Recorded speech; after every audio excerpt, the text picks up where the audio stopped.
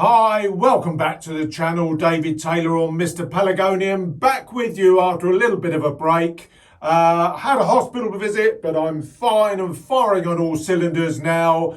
So we're into early autumn. A few jobs to be done, quite a bit going on, of course, at this time of year.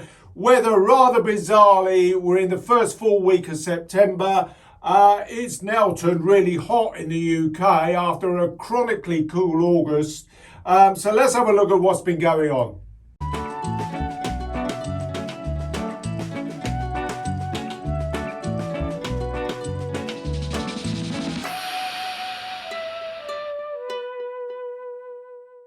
Hi, well, it's good to be back with you again. I'm firing on all cylinders, as I just said. I have actually recovered better than I expected, to be honest. Not quite as sort of indisposed as I thought I might been, but so I have been doing a few jobs. Key things at this time of year is repotting. As I've said on a number of occasions, I've been doing that. Nearly everything in the glasshouse now has been repotted.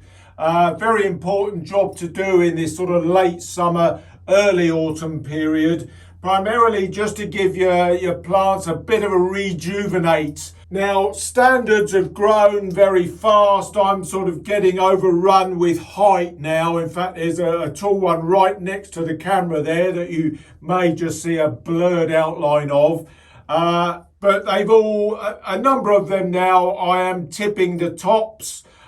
Just to start bushing the development of the heads. 1.5 meters tall, some of them very big. They're gonna turn out to be really big standards, one hopes. That's the general idea anyway. Now, another thing, of course, has been going on. Seedlings have germinated. A good number of them have germinated through, and a good number of those I've actually split off and potted on. I've got a separate little video that I'll run in a moment, just about pricking them out. Right, so pricking out and repotting of seedlings. So I pricked out all of my germinated seedlings now. I've had really good success, actually. I sowed about 30, and there was realistically only about half a dozen, say 5 or 6, that didn't germinate. As we're into sort of getting well into September now, I do not want any more to germinate because I want them to grow on to be a relatively decent size by the time the light levels and the warmth does subside in about a month's time. So I won't accept any more that are just germinating, which I've mostly got rid of anyway. Any seeds that haven't germinated, I've just dumped. I've dumped the pots of them, which, as I say, wasn't many anyway, only a few. The majority of them, though, I have repotted, and I'm just going to overlay a video now, which I'll just run through. I mean, realistically, they start life in a little pot, and I just knock the little pot out. You can see there that it's just a question, really, of knocking that little compost block out. And I use a bit of a knife just to begin to split the pot. It's not too difficult, realistically. I'm just doing a few other jobs while I'm chatting on there. It's not too difficult.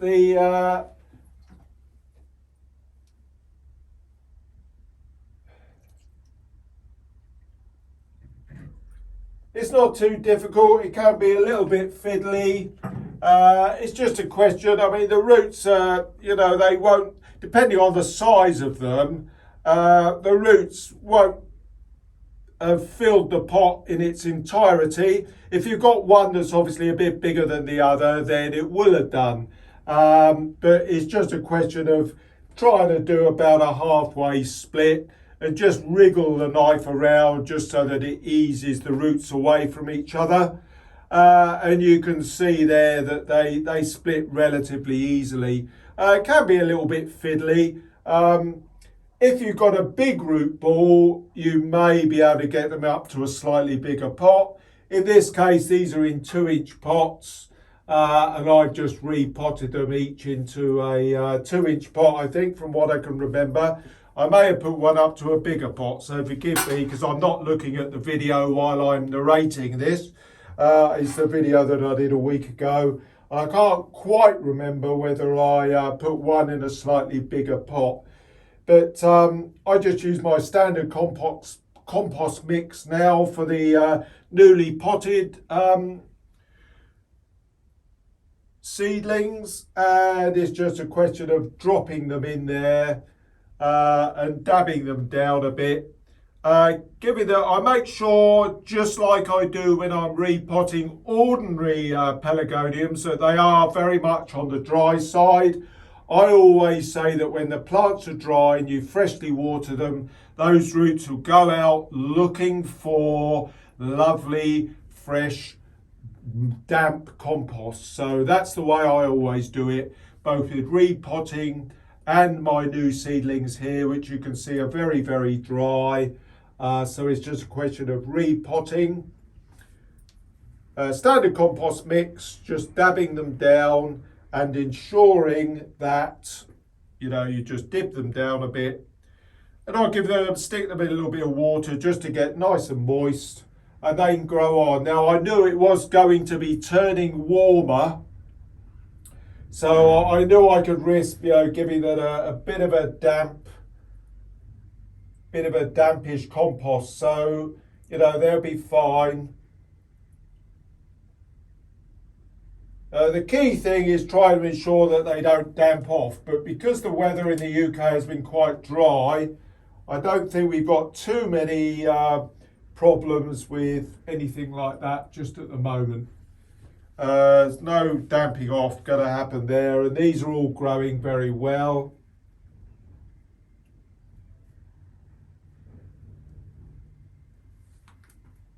Some that were a bit bigger and that have grown on, I have potted into a 3.5-inch pot, but these are growing away now very fast. And the little ones, which had a smaller root going forward, they're growing away really fast as well now. As I say, it's turned unusually warm really for September in the UK. So they're growing away really well. All Regals, of course, they were a cross between Shriven and Pearl, which was a new Regal, which is going to be released by Fibrex next year. And Marie Rudlin, which has got an amazing sort of petal colour of mottled dark colours, purples, deep reds. So I'm quite looking forward to see what I can get from that. Shriven and Pearls are white. They're going to grow really fast. Regals grow fast over the winter, but I won't stop them at any stage, of course. They won't get cut. They'll just be let to grow. So we should see some bloom on them April, May next year. So we'll have to see how they go. I've got one or two other. I mentioned the crosses that I did. I have actually got a Regal Angel cross, Shriven and Pearl with Quantock Candy, which seemed to take. So that'll be an interesting one. We'll have to see how that goes. But yeah, so really, you know, exciting. It always is exciting when you're trying to create new varieties. So we'll have to see how they develop, see how they go next year. I still need to get the whitewash off. I will wait for this current hot spell to end before I get the whitewash off, because if we have a lot of strong sunshine now with heat over the next few days, I'll sort of maintain that. I'll maintain the whitewash on for the time being, but I will need to get that off because we want as much light now to be getting to the plants as the days begin to shorten in the northern hemisphere where we are, where we're sort of getting into autumn mode. As I've said in an earlier video, this is the lighter side of my glass house, and everything for exhibition is going to go over this side this year. I had a bit of a muddle last year. There were Regals in the sort of dark corner. Well, I'm going to put standards in that dark corner. We'll have a little look round. I'll take the video off the tripod in a moment. We'll have a look around a little later, and I'm going to put all my standards in the dark corner, but anything for exhibition is going to go over this side to get good light. There was clearly an issue with the dark corner of my glasshouse where I kept my Regals last winter, and they clearly didn't get enough light. Now, a little announcement. We are be holding our national show in Manchester next year. We're going to go up a bit further north than we have done for a little while. Fibrex have sort of reduced the size of their operation. It's not practical to go back to them anymore. So we've tied up with the RHS to be able to hold their show at their new Bridgewater site, a smashing new garden up there in Manchester.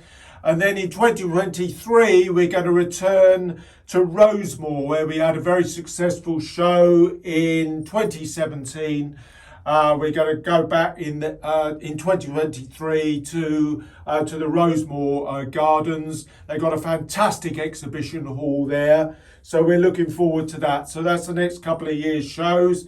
Hopefully the pandemic, certainly in the UK, is getting a bit behind us now, and we can hopefully look forward to getting back to some sort of normality, hopefully for the next couple of years. Now, the other thing, of course, that we can be doing is taking cuttings at this time of year. Now, I've done a lot of videos on taking cuttings. Earlier this season, I did a video on taking bicolour cuttings. I'll put links to videos that I've done on taking cuttings just in the corner there that you can refer to if needs be. Now, in terms of watering and feeding, full strength feed, of course, still very much at this time of year because I wanted to get maximum growth out of my plants. A lot have been repotted, so they've got a lot of nutrient in the new compost that they're going to be rooting out into. As I've said, I always give full strength feed anyway all through the winter. The difference is that they get much less of it. During the midwinter period, of course, they are only maybe getting watered with feed once a fortnight, or certainly no more than once a week. And that keeps them growing strong during the winter. But certainly at the moment, I'm probably watering 2 to 3 times a week still in this warmer weather.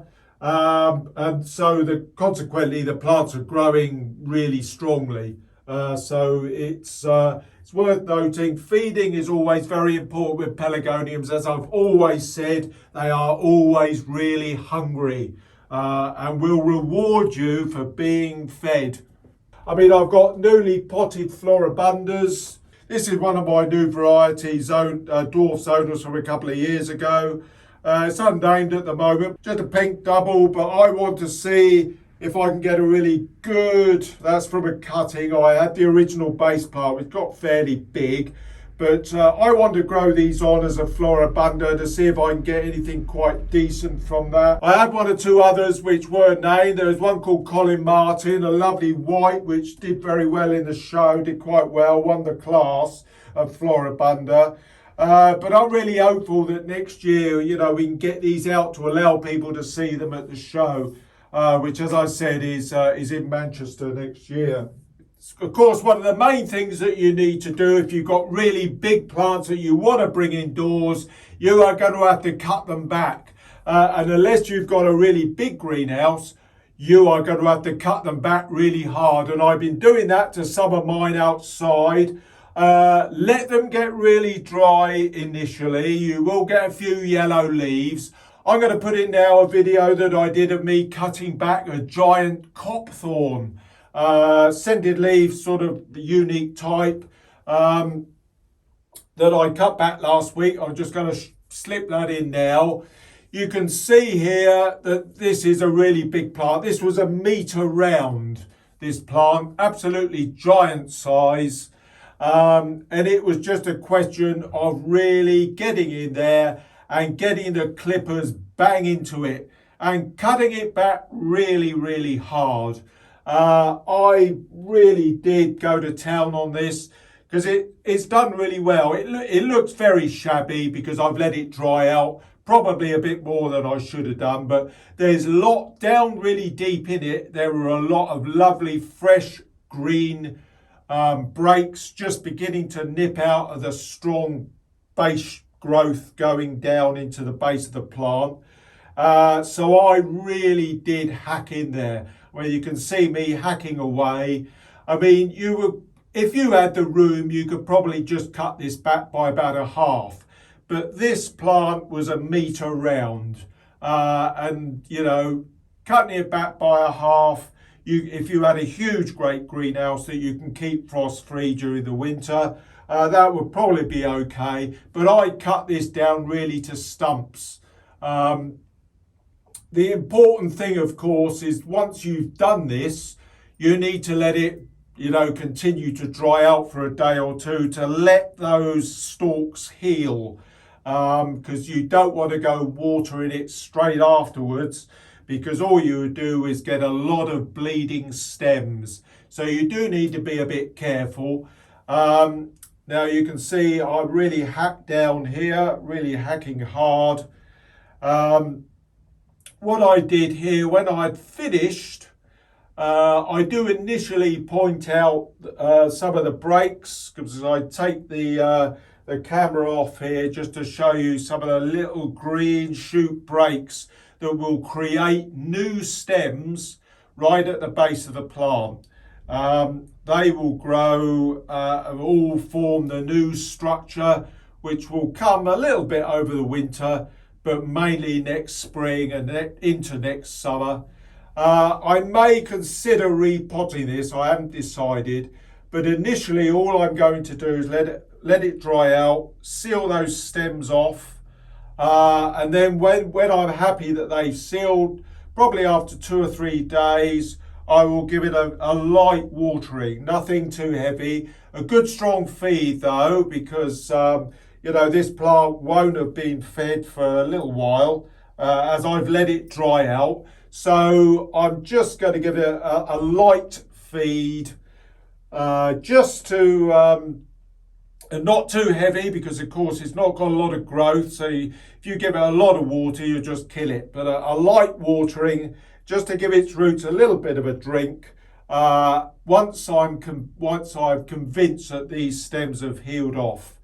So that's what I will do. So that'll do nicely to take through the winter in my glass house. Yeah, so there we are. So that's going to come in. I mean, as you can see, I am struggling mightily for room this year.